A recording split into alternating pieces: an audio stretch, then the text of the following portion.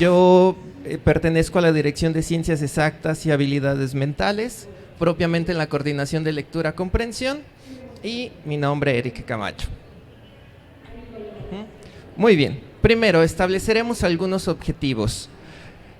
El primero de ellos es analizar algunos de los diferentes tipos de textos presentes en la nueva escuela mexicana y así poder disipar dudas en torno a las características propias de cada uno de ellos.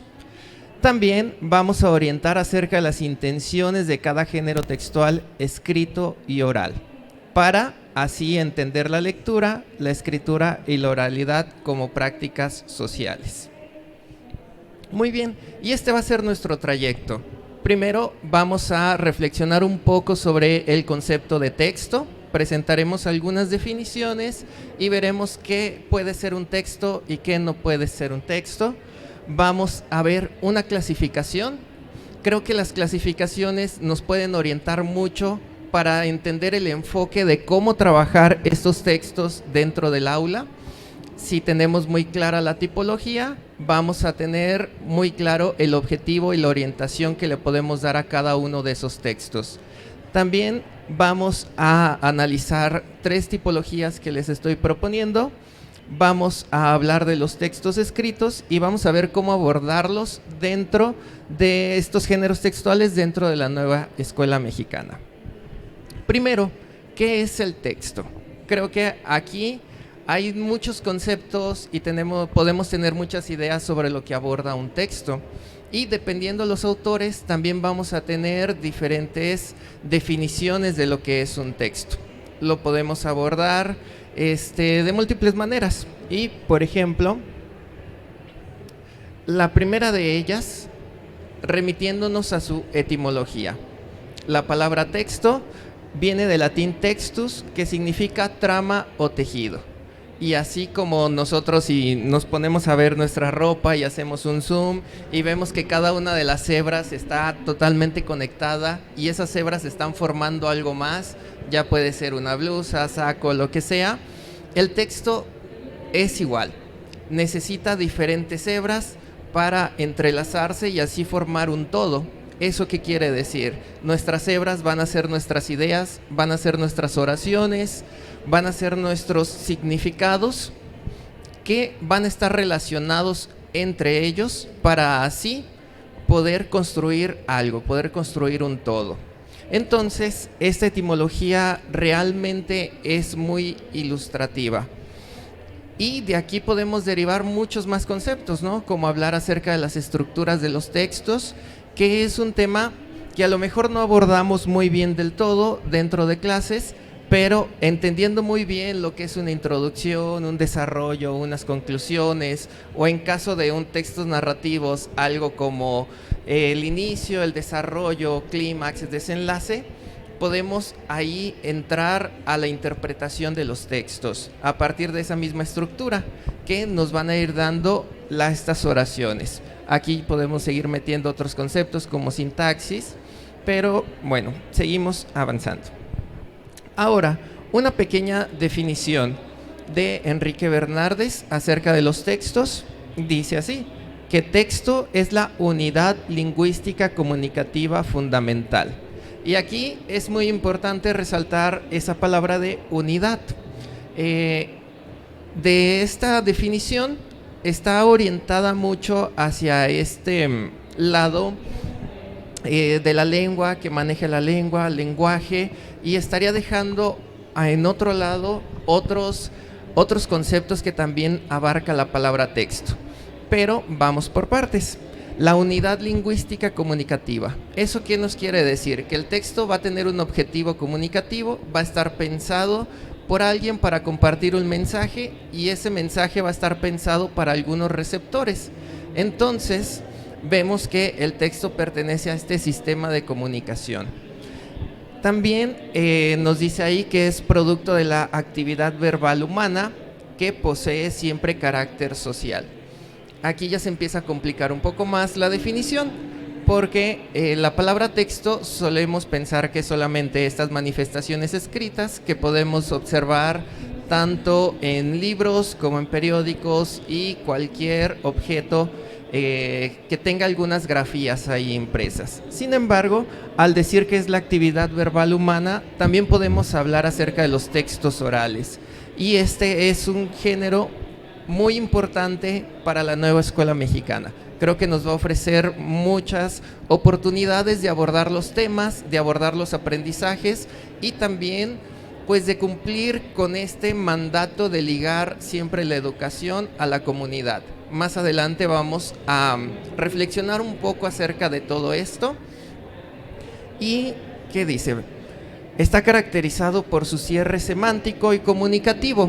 Esto también es muy importante. Los textos están cerrados, es un objeto cerrado. ¿Eso qué quiere decir? Que dentro del mismo texto va a tener su significado y debemos de entrar con ellos y tratar de interpretarlos a partir de los mismos componentes del texto, de ese mismo tejido, de esas mismas hebras, nos va a ir dando las pautas para poderlo comprender o interpretar. Habrá textos más accesibles. Me imagino que todos los que tienen que ver con los géneros periodísticos podrán ser más sencillos, sobre todo las noticias. Ya si nos metemos en artículos de opinión, se vuelve más complejo. Sin embargo, dentro de ellos siempre vamos a encontrar las pautas para su correcta interpretación y también para saber cómo abordarlos y cómo trabajar con ellos. Sin embargo, si regresamos poquito, dice que siempre posee carácter social. Entonces no podemos desligar el texto, la manifestación escrita, del contexto en donde se está formando o donde tiene un eco, una resonancia. Muy bien, también va a tener algunos parámetros como su coherencia profunda y superficial. ¿Eso qué quiere decir? Una estructura tanto de todo el texto como las estructuras que están dentro de cada oración o de cada párrafo, debe de formar una coherencia. También debe una intención comunicativa del hablante, de crear un texto íntegro y a su estructuración mediante dos conjuntos de reglas, ¿no? Las propias del nivel textual y las del sistema de la lengua. Entonces, aquí nos está hablando también de que los textos pertenecen a una tradición. Si yo voy a trabajar un ensayo, voy a trabajar un cuento con nuestros alumnos, pues debemos de saber que esos cuentos, esos ensayos pertenecen a una tradición y mientras más acerquemos al alumno a esa tradición de estos géneros textuales, mejor va a ser para él su aprovechamiento, su conocimiento y también su interpretación. Adelante. Ahora, ya que reflexionamos sobre una definición más tradicional del concepto de texto, que está remitido a estas manifestaciones escritas o incluso estas manifestaciones orales, pero que no se alejan de un lenguaje verbal, pues nos ofrecen otras dos definiciones. La primera es de Fernando Lázaro Carreter y dice que un texto es todo conjunto analizable de signos. Y eso ya nos abre un panorama completamente distinto. ¿Por qué? Toda la realidad la podemos percibir a través de signos. Creo que este es el objeto de estudio de la semiótica y va a reflexionar también acerca del lenguaje y todas las posibilidades de significado que pueda tener. Entonces, si toda nuestra realidad la podemos interpretar a través de signos o lo podemos dar un significado simbólico a esta realidad, nos encontramos que señales de tránsito, por ejemplo, son un texto por sí mismas, ya que tienen una unidad lingüística, están completos de sentido, tienen una coherencia y el concepto de texto empieza a agrandarse. Ahora, si vemos definición de otro estudioso, Yuri Lotman, un texto es cualquier comunicación que se haya realizado en un determinado sistema de signos. Entonces, aquí también ya lo empieza a delimitar un poco este concepto de texto, porque dice un determinado sistema de signos. No podemos crear textos de forma arbitraria, pero siempre que haya un sistema de fondo que lo podamos interpretar todos, estaríamos hablando de un texto. Por ejemplo, aquí tengo una captura de pantalla del libro de múltiples lenguajes de quinto grado, donde aparecen ya estos poemas visuales o estos textos que tienen que ver más con lo visual, con las imágenes, con representaciones simbólicas y no tanto con que haya ideas organizadas en párrafos que tengan sus estructuras. Este texto por sí mismo tiene una unidad de sentido, tiene coherencia y también tiene las pautas para ser interpretado. A lo mejor aquí los que están presentes no alcanzan a ver lo que aparece abajo en el paréntesis, pero entre paréntesis, debajo de estas y con diferentes acentuaciones, dice ideas. Por lo tanto, esa interpretación va a estar ligada pues a estos conceptos, la palabra idea, pero también a lo que tenemos en la sociedad, ¿no? A estas representaciones o construcciones sociales en las que estamos inmersos. Es decir, creo que todos en algún momento hemos visto caricaturas y cuando ocurre una idea, ¿qué es lo que sucede? Aparece como un globito arriba de nosotros, ¿no? Un foquito, una ilustración. Y eso es una sola idea, ¿no? Está manifestada de una sola idea. Ahora, aquí aparece la palabra en plural, ideas. Por eso es que lo que aparece arriba de la I, ese puntito, esa diéresis, esos acentos, son diferentes. Y nos está hablando de la diversidad.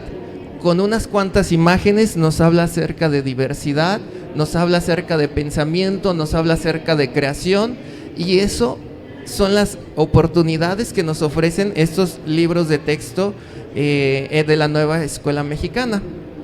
Por lo tanto, si expandimos el concepto de texto y tratamos de involucrar pues todo aquello que podamos encontrarle un significado a través de un sistema de signos ya establecido, vamos a poder observar nuestra realidad, observar nuestro mundo y también sacarle mayor provecho a los materiales que aparecen aquí. Bien, adelante. Ahora, algo muy importante de los textos y que también, independientemente de este sistema de signos, debe de contar, son con los parámetros textuales. Y aquí estamos usando algunas ideas de este autor, Daniel Cassani, que haciendo un breve comercial, en nuestro encuentro Leo, que también se está transmitiendo simultáneamente, lo vamos a tener de invitado a las 5 de la tarde. Entonces, si se pueden estar o se pueden conectar, es muy importante y sería muy agradable que estuvieran presentes. Daniel Cassani, este autor, pues estos parámetros textuales que son conocidos por todos y que muchos autores han trabajado, los va a definir de esta manera.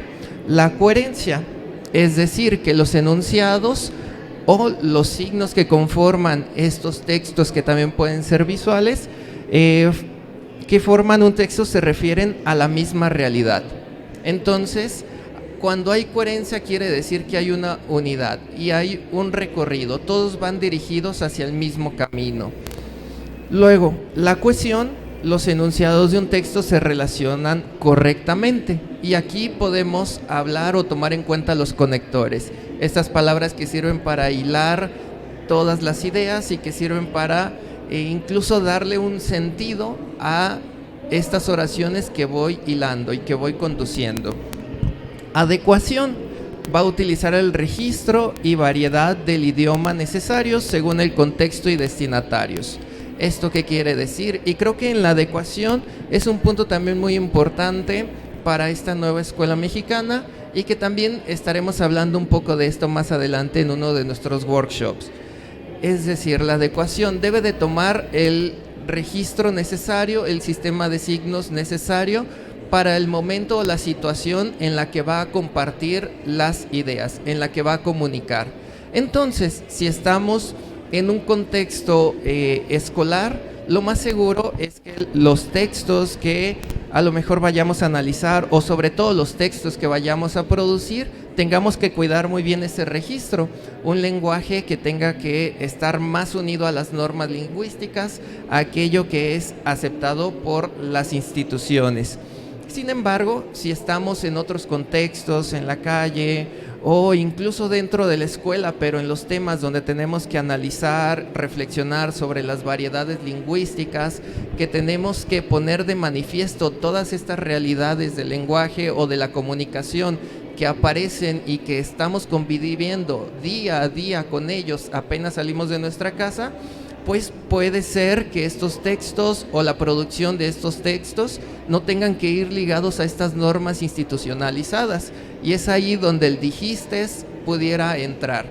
Claro, siempre luego de una contextualización. Luego, la corrección. Siempre que producimos un texto, yo siempre le digo a mis alumnos, todo lo que estamos escribiendo, tanto en cuestiones académicas o en cuestiones literarias, puede ser mejor, se puede corregir. Entonces vamos a tener esta corrección a partir de la gramática, la ortografía, puntuación, redacción, este orden de la sintaxis, y prácticamente dar a entender lo que yo quiero dar a entender. Suena bastante sencillo, pero el ponerlo, realizarlo en la práctica, escribir y decir lo que realmente quieres decir, pues requiere cierta práctica, requiere mucho trabajo de revisión y de corrección también. ¿Me ayudan? Ahora, vamos a tener una clasificación de estos textos. Se pueden clasificar de diferente manera. En realidad son muchas las formas en que se pueden clasificar, pero aquí vamos a proponer únicamente 3 maneras que creo que son sirven mucho para nuestras clases, sirven mucho para abordar estos tipos de texto en el aula. La primera de ellas, según su forma discursiva, es la clasificación más común. ¿Y eso qué quiere decir? Pues el cómo se comparten las ideas. Vamos a utilizar los discursos, los tipos de discurso que hay, por ejemplo, narrativos, descriptivos, argumentativos. Tiene que ver también con esta intención comunicativa de fondo, y la manera en cómo compartes la información, pues está muy relacionada al tipo de información que quieres compartir, ¿no? O al objetivo que quieres compartir, porque no dejamos de estar dentro de un proceso de comunicación. Después vamos a analizarlo según su estructura, y creo que esta clasificación, que estoy seguro ya se ha venido trabajando en los programas académicos anteriores, aquí creo que toma más relevancia por la variedad de textos que hay en nuestros libros de texto. En este libro de múltiples lenguajes tenemos una variedad muy grande, y si yo entiendo muy bien cómo esa estructura está funcionando, creo que puedo sacarle mayor provecho al momento de trabajarlos con nuestros alumnos. Después vamos a tener una clasificación según el ámbito temático al que pertenecen, y el tema de estos textos pues es algo que no los podemos desligar. En las clasificaciones anteriores todavía no me metía con el qué estoy diciendo. Primero es el cómo lo estoy diciendo, luego de qué forma está ordenado lo que estoy diciendo, y ahora sí me estoy metiendo en el qué estoy diciendo. Por eso es que estas 3 clasificaciones creo que son muy ilustrativas para nuestro trabajo y para poder abordar los textos dentro del aula. Primero, la primera tipología textual, o que es a través de la forma discursiva. Vamos a tener estos textos argumentativos, descriptivos, narrativos, dialogados o expositivos. Esta es una clasificación que creo que no sorprende a nadie, pero siempre hay que tenerlo bien presente. Yo cuando trabajo los textos dentro de mis talleres en las secundarias o en el aula, empiezo por aquí, porque es como la forma también más fácil para que los alumnos lo identifiquen. Un cuento puede ser un texto narrativo, pero también puede ser de otras clasificaciones. Y si comienzo aquí con la forma discursiva, yo ya puedo comenzar a hablarles acerca de la intención que pueden tener los textos dentro de la comunidad, dentro de este momento en el que estoy leyendo con ellos, con los chicos. Así que es muy importante afrontarlos desde ahí. También le permite al alumno saber qué es lo que va a esperar cuando está leyendo. Cuando yo les anuncio que es un texto narrativo, ¿qué es lo que está esperando el alumno? encontrar acción, encontrar aventura, encontrar algo a lo mejor más divertido que si yo les dijera que es un texto expositivo. Así que ya los va predisponiendo a saber qué voy a buscar al momento de leer. Y creo que eso es muy importante. Últimamente he tenido que ir a secundarias a ofrecer talleres de lectura en esta coordinación en donde trabajo. Estamos abordando ahí la comprensión lectora y partimos de los tipos de texto de esta clasificación. Yo he notado que los alumnos están en constante interacción con los textos. Saben muy bien que en Facebook encuentran estos pequeños resúmenes, ideas, pensamientos. También saben que si un título les llama la atención, los dirige a un link y ahí pueden encontrar una noticia. Ellos conocen muy bien los textos narrativos porque me están hablando acerca de mangas, acerca de cómics. Saben lo que es estos textos, pero cuando empiezas a reflexionar con ellos de qué es lo que está buscando, qué ideas te busca compartir y de qué forma te las está compartiendo, y entonces te metes a analizar los elementos propios de cada uno de estos tipos de texto. Por ejemplo, los narrativos, y si encuentras que es un cuento, pues sabes que hay personajes, que hay narrador, que hay tiempo, que hay espacio. Si es un texto argumentativo, sabes que va a haber ideas, que va a haber posturas, que va a tener una finalidad de convencer. Entonces se vuelve más sencillo trabajar con nuestros alumnos. Por eso la importancia de estas tipologías textuales. Ahora, si pasamos a la siguiente, la tipología textual de acuerdo a la estructura, estamos hablando de textos continuos, discontinuos o mixtos. Un texto continuo es el texto tradicional, el que encontramos en cualquier libro de texto, en una novela, en un cuento, y es el que lleva las ideas acomodadas de principio a fin, tiene párrafos, oraciones, y todo está de izquierda a derecha, de arriba hacia abajo, y así es de principio a fin. Entonces, este es el texto tradicional con el que solemos trabajar. Un texto discontinuo es el que te presenta la información, pero no de una forma ordenada. Aquí podemos encontrar tablas, podemos encontrar gráficas, podemos encontrar mapas, por ejemplo. Y ahí ya representa una complicación más para el estudiante. Mientras que estamos acostumbrados a leer así de izquierda a derecha, de arriba hacia abajo, y estamos acostumbrados a obtener nuestras ideas sacando la información de esas palabras e irla conectando. Al momento de que vemos una gráfica y a lo mejor no hay más información más que qué significa el eje de las Y y qué significa el eje de las X, ahí se complica porque no tenemos un objetivo, o a lo mejor no tenemos la información necesaria para poderla interpretar completamente. Tenemos números, tenemos cantidades, pero no sé a qué hacen referencia o qué realidad me están retratando. Entonces, en los textos discontinuos es importante darles una contextualización a nuestros alumnos. Si es una gráfica demográfica, pues a lo mejor empezar ahí a definir el concepto de demografía. No importa que ya lo conozcan, hay que definirlo pues dentro de mi actividad. También empezar a darle a nuestros alumnos la oportunidad de que puedan ellos jugar con la información. Van a tener que sacar muchos datos a partir de mapas, gráficas, tablas, y no van a tener primero un objetivo como tal. Nosotros también como docentes es importante darles un objetivo cuando les demos un tipo de texto de este tipo, ¿no? Es decir, si les voy a dar una gráfica, pues ¿qué va a hacer con la gráfica? Si le voy a dar una tabla, ¿qué va a hacer con la tabla? Si les voy a dar un mapa, pues ¿qué quiero que haga con el mapa?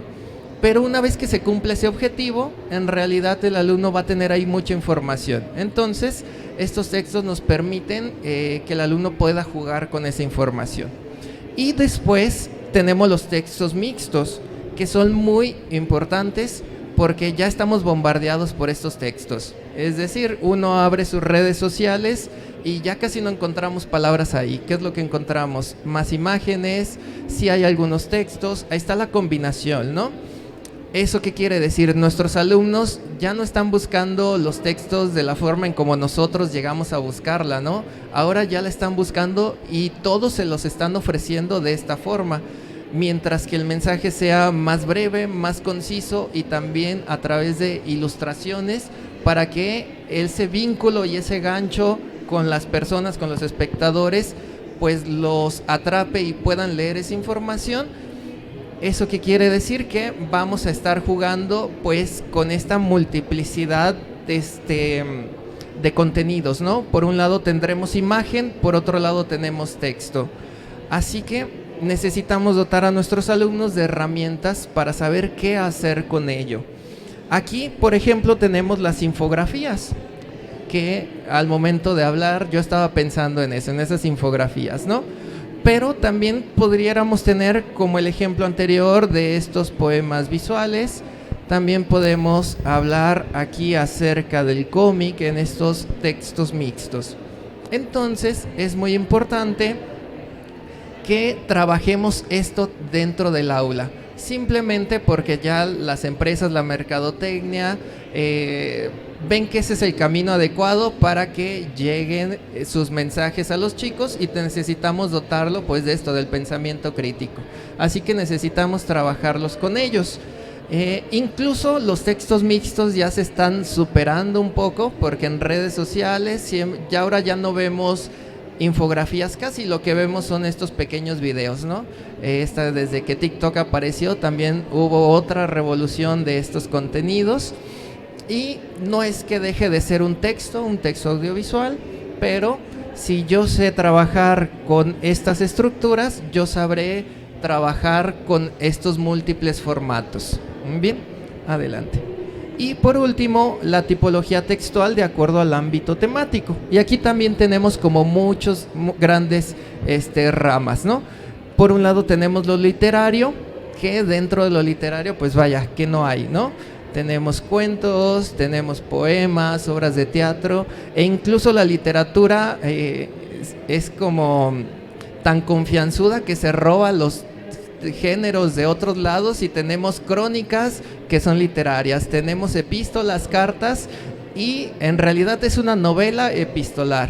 Entonces, en la literatura es uno de los géneros en los que yo pienso que se debería de tener mucha más atención. A veces estamos enfocados en el programa, en cumplir estos objetivos, en enseñarle a los alumnos estos datos de gramática o todo lo que tiene que saber, y tenemos los textos literarios pues con una finalidad muy simple, es decir, encuentra el personaje y descríbemelo, y hasta ahí se quedó la actividad, ¿no? O en qué voz narrativa está este cuento, y ahí se quedó la actividad. ¿Eso qué quiere decir? Que cuando llegan los alumnos que ya están incluso terminando el bachillerato y que también me toca trabajar con ellos, les pregunto cuál es la finalidad de los cuentos, por decir, y lo único que me responden es para entretener, para divertirme. Entonces ahí digo, ay, ¿para qué estudié 5 años letras y lo único que hago es analizar cómo entretienen, ¿no? Pero eso, ¿por qué se puede dar esas respuestas? Yo imagino que porque consideramos que estos textos literarios son para un análisis literario, un análisis de la lengua, un análisis de este lenguaje poético, y dejamos la realidad, dejamos que se hable de la realidad con los textos argumentativos, con los textos expositivos, ¿no? Sin embargo, esto no es así. Digo, nadie me va a mentir que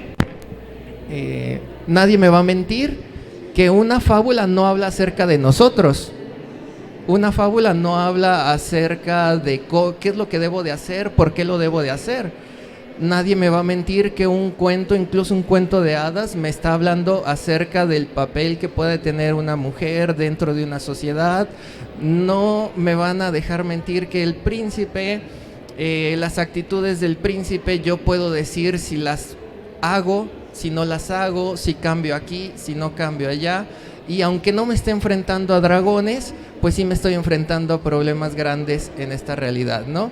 Que todavía son más terroríficos u horroríficos por el simple hecho de ser reales. Entonces, Esta clasificación de los textos literarios, pues sí sería muy importante que se fortaleciera, y creo que la nueva escuela mexicana ofrece muchos textos que permiten que, y también por la finalidad de todo situarlo en la comunidad, pues va a permitir que el análisis de todas estas obras siempre lo hagamos pensando en la sociedad en donde vivimos, y ahí vamos a aprender mucho. Tenemos los textos periodísticos, que su finalidad pues es siempre informarnos, hablar de la actualidad, hablar acerca de la realidad de una forma más directa que los literarios. Tenemos los textos publicitarios, que ya les hacía mención anteriormente, con estos textos mixtos, que pues inevitablemente, si tenemos acceso a un celular, en todo momento nos están bombardeando, ¿no?, con información, saber qué hacer con ellas. Y los textos científicos o técnicos. Bien, adelante. Ahora, algunos textos escritos en la nueva escuela mexicana, estos son solamente algunos, pero realmente hay una gran cantidad de géneros. Por ejemplo, tenemos infografías, tenemos monografías, tenemos reportajes, tenemos cuentos, tenemos poemas. Aquí es muy importante señalar que en todos estos textos que he estado revisando, sobre todo en los libros de múltiples lenguajes, también en el de lenguas, estos textos sí tienen esta idea como de diversidad, como de variedad, sí van dentro de estos ejes integradores que persigue la nueva escuela mexicana. Ahorita les voy a poner un ejemplo, y me sorprende que está hablando acerca de el origen del mundo, todo desde una visión prehispánica, ¿no?, precolombina. Y creo que si yo les dijera cuál es el origen del mundo desde esa visión, creo que se nos vendría mucho a la mente el Popol Vuh, el hombre de maíz, esos mitos que venían en los libros de texto antiguos, o también que es lo más conocido, ¿no? Como que en México y las culturas prehispánicas siempre lo asociamos como con los aztecas, los mexicas o los mayas. Ahora aquí también vienen pues relatos de estas otras culturas prehispánicas, de estos otros mundos que también vivieron en nuestro país, ¿no?, que habitaron México antes. Ahora, ya estamos llegando como a los elementos finales de esta conversación, también para tener un espacio si hay alguna pregunta, algún comentario, y vamos a hablar acerca de cómo diseñar una actividad a través de estos géneros textuales. Adelante. Ahora, esto es lo que les decía. Este es un relato de la creación del mundo, es una versión nayeri, que es de los coras que están en Jalisco, Nayarit o Durango. Este es apenas como la portada, la parte de arriba. Vamos a hablar acerca de la creación del mundo, y aquí es importante hacer como algunas señalizaciones. Dentro de sus libros de texto viene bien marcado pues a qué campo formativo pertenece cada lectura y a qué eje articulador. Creo que ya todos los que estamos aquí hemos tenido la oportunidad de informarnos acerca de qué es estos campos formativos, qué son los ejes articuladores, así que no voy a ahondar tanto en ese tema, pero sí se me hace muy importante cómo es que los libros de texto ya están señalando cuál es, a qué pertenece cada cosa. Entonces también es una pista que nos dan a nosotros como docentes para saber desde qué punto abordar los textos, qué objetivos voy a proponer, pero también que no sea una limitante. Es decir, este cuento tiene el eje formativo de apropiación de las culturas a través de la lectura y de la escritura, el eje articulador, y también tiene el de la interculturalidad crítica. Sin embargo, que no sea una limitante, no nada más lo pensemos para trabajar esos dos ejes articuladores, sino que también lo pensemos para poder trabajar todo aquello que nosotros creamos que aparece en el texto y que sea conveniente trabajar. Esto también es muy importante, porque las interpretaciones, todos sabemos, no son completamente libres. Siempre estamos delimitados, el texto pone sus límites y no hay que salir de ahí. Ahora, pues bueno, la creación del mundo, la versión Nayeri, Cora, y tenemos algunas ilustraciones donde aparece estos animales, esta fauna más local, y al centro, que será una milpa. Adelante. Ahora, muy bien, este es el relato. Entonces, empezamos de esta forma. Primero, yo les dije, si nos ponemos a pensar en los mitos de la creación del mundo, en el mundo prehispánico aquí en México, al menos a mí me pasaba de esa forma. Yo inmediatamente me dirigí al Popol Vuh, al hombre de maíz, y ahora tenemos otros mitos de la creación del mundo, fuera de lo que ya se había sentado como lo normal, ¿no? Y tenemos este pequeño texto que le voy a dar lectura rápida. Dice así: cuentan que un día nuestra madre diosa creó a los dioses para que cuidaran el agua y regaran la tierra. Los hizo de algodón y los dejó en una laguna, pero ellos se cansaron de estar ahí. Entonces nuestra madre diosa se los llevó al cenit. Sin embargo, cansados de estar colgados, con la ayuda de Taha, el hermano astro, usaron sus flechas, extrajeron células de su cuerpo y formaron la tierra. Con un mechón de nuestra madre diosa comenzaron a tejer un sikiri u ojo de Dios. Entonces la madre puso encima la tierra y ordenó a los dioses que la pisaran y esparcieran mientras bailaban el mitote. Así se creó el mundo. Así lo cuentan los coras. Muy bien. Entonces, antes de pasar con las recomendaciones para crear estas actividades, pues podemos mencionar algunas cosas. La primera, la que a mí me llamó la atención, fue eso. Ahora los mitos de la creación, pues también está tomando a otras culturas. Luego, la figura de una diosa. Creo que esto nos puede ayudar incluso a reflexionar hasta en estos temas de igualdad, que es otro eje articulador que no aparecía mencionada en el remarcado aquí en el cuento. Entonces, por eso les digo que no hay que limitarnos a esos ejes articuladores. Y nos empieza a hablar acerca de ese papel, lo podemos dar una interpretación desde múltiples perspectivas, ¿no? Por ejemplo, ahora, al diseñar una actividad, ¿qué es lo que debemos considerar? Primero, plantear un objetivo. Y para plantear ese objetivo nos podemos valer de estos ejes articuladores antes mencionados o incluso del perfil de egreso. ¿Me ayudas? Y este perfil de egreso pues se puede resumir en 10 puntos. Es una información que está compartida ahí en la red. Reconocerse como ciudadanos y ciudadanas, vivir, reconocer, valorar la diversidad, reconocer igualdad entre hombres y mujeres y hombres, valorar sus potencialidades cognitivas, físicas, afectivas. Y bueno, aquí está esa serie de este perfil de egreso. Siempre podemos ver cómo nuestras actividades pueden abonar y embonar dentro de cada uno de estos perfiles. Muy bien. Y todo esto es planteamiento que viene ya en la nueva escuela mexicana.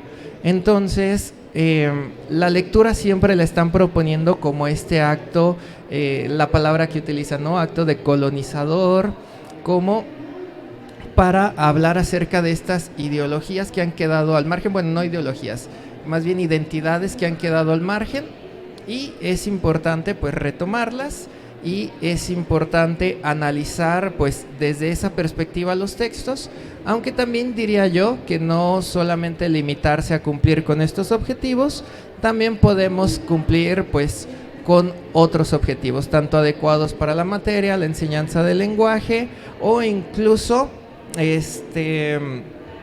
algo más tradicional, sí, en la enseñanza, ¿no? Del lenguaje, cuestiones gramaticales, por ejemplo. ¿Va? Adelante. También, una más. Muy bien. Es importante que al momento de diseñar esta actividad, pues tengamos momentos de discusión. Y aquí es donde podemos entrar a los textos orales, como los debates, por ejemplo. Estos textos orales que van a cobrar un papel más protagónico dentro de la nueva escuela mexicana, siempre que tengamos un texto escrito podemos también pasar a esta oralidad, ¿no? Podemos contar anécdotas, podemos realizar algunas crónicas de forma oral, entonces también permitirse entrar a estos tipos de textos. Y también es importante un momento de creación de textos escritos. Como hemos revisado, pueden ser textos continuos, discontinuos o mixtos, o sea que los cuadros, las tablas que me sirvan para recuperar información son bienvenidas, pero también puedo crear otros tipos de textos, ¿no? Hablar acerca de la creación de acuerdo a, no sé, a lo mejor modernizar esa historia de la creación, actualizarla a nuestra época, ya estamos relacionando la creatividad, ya estamos analizando nuestra realidad, nuestro contexto, y ese puede ser uno de los ejemplos, ¿no? Es importante que también trabajemos con estos textos escritos, y también muy importante, siempre que hagamos algo con los alumnos, a lo mejor algo que le dediquemos más tiempo, no solamente el contestar un cuestionario, una tabla, algo que requiera como más actividad, pues que haya un momento de difusión. Creo que es muy importante que los alumnos puedan compartir sus creaciones, puedan ver que los demás valoran sus creaciones y también puedan valorar las creaciones de los demás. Entonces, en ese momento de comunicación vamos a obtener muchos beneficios, muchos resultados. Y hablando de estos textos, y ya con esta lámina termino, de estos textos escritos, el proceso de escritura es importante mencionarlo. A lo mejor por cuestiones de tiempo no podemos hacer todo este proceso porque necesitamos que los alumnos pues hagan la actividad ya, o incluso si quieres tú explicar y planear con mucho tiempo, el alumno lo que quiere es cumplir y ya, ¿no? Dame la calificación y vámonos. Es una realidad que nos pasa, pero en la medida de lo posible tratar de concientizarlos y una planeación. Todo texto debe planearse antes de empezar a escribir, y eso es muy importante, y es algo que bueno, incluso yo en mi formación no me hice consciente de eso ya hasta la preparatoria, universidad, ¿no? Yo pensaba que tenía que empezar a escribir y después la musa me iba a guiar la mano y iba a completar todos mis trabajos, y según yo todos mis trabajos estaban bien. Y creo que a todos nos pasa que nos encontramos un texto escrito antes y no, qué vergüenza. Pues eso es porque no había una planeación. Luego tenemos una preescritura. Antes incluso de empezar ya a redactar este ensayo, este cuento, pues tenemos que hacer esquemas, tenemos que hacer algo que nos empiecen a organizar y estructurar nuestras ideas. Luego será el momento de la escritura, después el momento de la revisión, y por último el momento de la difusión. Y aquí pongo muy grande la palabra evaluación. ¿Por qué? Porque la evaluación no solamente debe de estar en el momento de revisión o de difusión. La evaluación debe de estar en cada uno de esos momentos, y esa evaluación se tiene que hacer dentro del aula en compañía de los alumnos, porque si yo nada más evalúo el texto terminado, pues el alumno puede no entender en qué se está equivocando, puede no saber en qué momento cometió ese error, y es muy importante hacerlos conscientes de todo este proceso, de todo lo que conlleva escribir, y hacerlos conscientes de sus errores también en cada uno de los momentos. Entonces es muy importante que incluso suceda dentro del aula, no solamente déjenme en sus cuadernos y los lleno de notitas, sino dentro del aula en ese diálogo con los alumnos, para que todo quede de forma más clara y mejor entendida. Y bueno, por último, algunas claves para este abordaje, ya como resumen: la lectura, la escritura y la oralidad como prácticas sociales no los podemos desligar, es un proceso de comunicación. Entonces, aunque sea un texto escrito hace 200 años, nos está comunicando algo y tiene que ver también con nuestra sociedad. Es una característica de la literatura. Textos vernáculos contra textos institucionalizados. Los textos vernáculos son aquellos que la academia o las instituciones como que los dejan de lado, ¿no? Ese manga que todos mis alumnos, cuando les pregunto qué leen, dicen manga o dicen Dragon Ball. Pues esos textos también hay que trabajar con ellos, es lo que están leyendo y también pertenecen pues a una tradición, ¿no? Importancia de los procesos, ya lo dijimos, hay que evaluar todo ese proceso. Reforzar la tipología textual ayuda a los estudiantes a mejorar su competencia lectora, competencia de escritura, competencia informacional. Y ya una última idea es que si queremos que nuestros alumnos entiendan mejor los textos o puedan crear mejores textos, pues hay que poner a leer esos textos. Muchas gracias.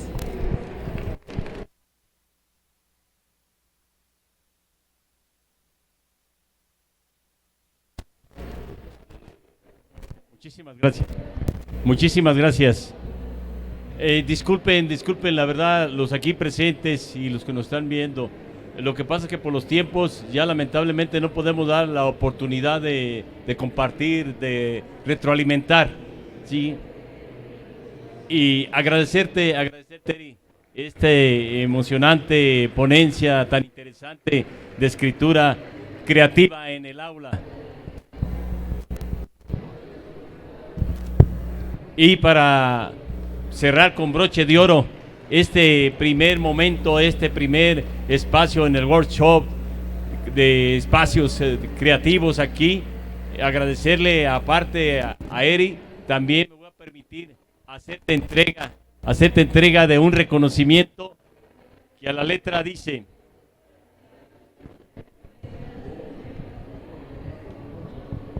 la Secretaría de Educación del Estado de Jalisco agradece su colaboración en el Congreso Recrea Academy 2023 como tallerista y extiende la siguiente constancia a nuestro gran ponente Eri Francisco Camacho Vázquez, 23-24 de octubre, Guadalajara, Jalisco. Enhorabuena, muchísimas gracias, muchas gracias, felicidades.